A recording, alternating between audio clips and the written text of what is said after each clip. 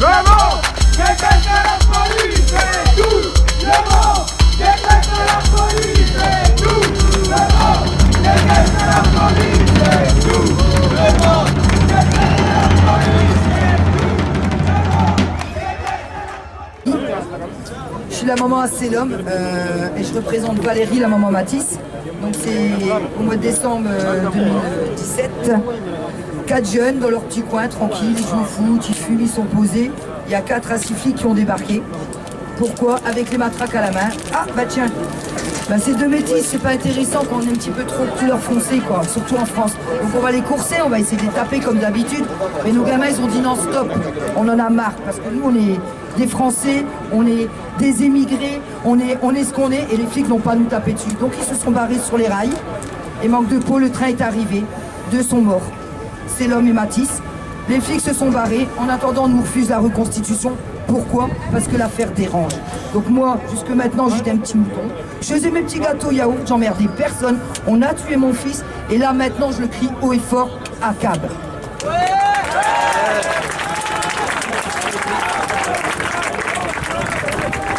Alors bonjour à tous. Alors moi c'est Amal Bentounsi. Avant de faire partie du collectif Urgence Notre Police Assassine, je suis la sœur d'Amine Bentounsi qui a été tuée d'une balle dans le dos le 21 avril 2012 à Noisy-le-Sec. À la suite de sa mort, j'ai mené un combat qui a été long, mais un combat qui a payé. Donc aujourd'hui je suis là pour apporter un message d'espoir à toutes ces familles qui se battent, qui ont marché et qui marchent tous les ans à l'occasion de la marche contre les violences policières qui a lieu le 15 mars. Le processus, il est identique à chaque fois qu'un jeune issu des quartiers populaires, qu'il soit noir ou arabe, mais issu des quartiers populaires, est tué par la police. C'est exactement la même chose.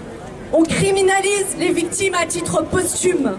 Ça, c'est un processus qu'il faut entendre. Aujourd'hui, les violences policières, on en parle. On en parle un peu plus qu'il y a quelques années. Aujourd'hui, on se sent un peu moins seuls, nous, les familles qui avons perdu un proche.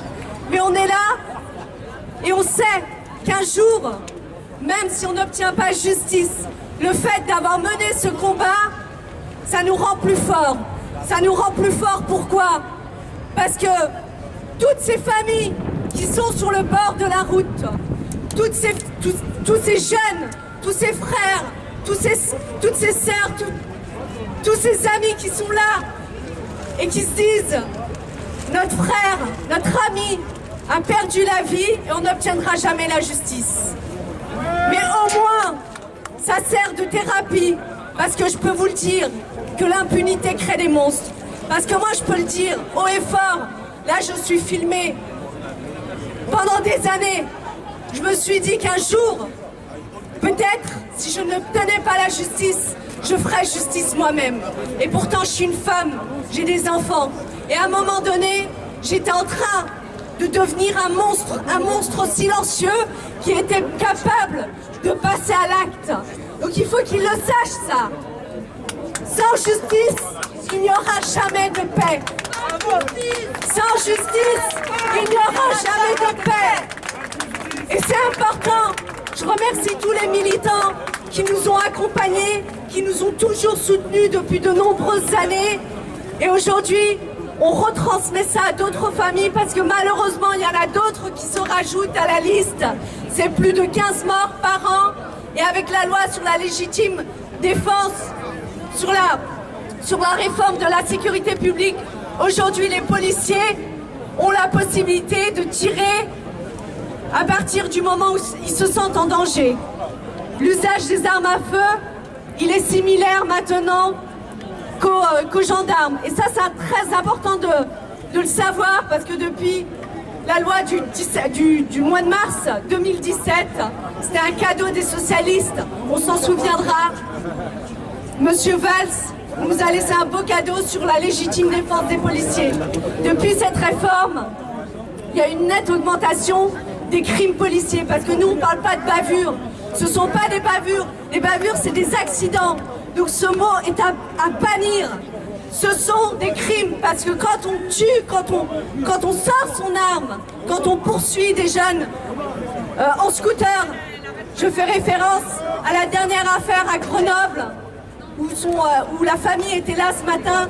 Cet après-midi, ils n'ont pas pu rester parce qu'ils devaient reprendre leur train. En tous les cas, quand on poursuit des jeunes, on les met en danger, on sait pertinemment qu'à la fin, ils peuvent mourir. Donc le message d'espoir que j'ai envie de faire passer, c'est que faut que les familles continuent, qu'elles se battent jusqu'au bout. Moi, je me suis battue, même si ce policier a été condamné à une condamnation en demi-teinte, mais une condamnation quand même, parce qu'il y a eu un procès, il y a eu 2 procès. On a réussi à sensibiliser un procureur, c'est pour vous dire, qui a fait appel, qui a dit à la fin du premier procès, qui a dit « Je suis désolée, mademoiselle Bentounsi, j'ai essayé ». Et il a fait appel, et c'est grâce à lui, c'est grâce à ce procureur qu'on a pu obtenir un 2e procès en assises à Paris.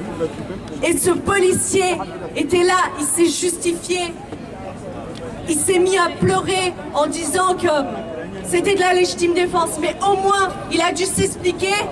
Et pour moi, le lendemain de ce procès, il a été condamné à 5 ans, 5 ans de sursis pour avoir tué mon frère d'une balle dans le dos.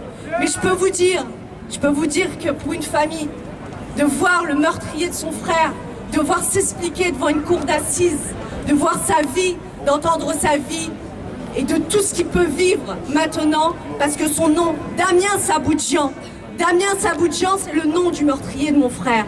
Ça, moi, depuis le départ, j'ai jamais hésité à sortir le nom. Donc, il faut que les familles n'aient pas peur de dire, de prononcer haut et fort le nom des meurtriers de leurs frères. C'est très important. Damien Saboudjian, aujourd'hui, il est mis de côté. Et le 2e combat pour moi, c'est qu'il soit révoqué de la police et qu'il ne puisse plus exercer la fonction de policier, même s'il est plus sur le terrain, il est dans les bureaux, il est SOS police, mais en tous les cas, c'est important pour moi de continuer le combat. Et je voudrais remercier vraiment tout le monde, parce que sans vous, ce procès, si on l'a gagné, c'est avec tous les militants qui sont là depuis le départ et qui ont toujours soutenu les familles. Merci à vous.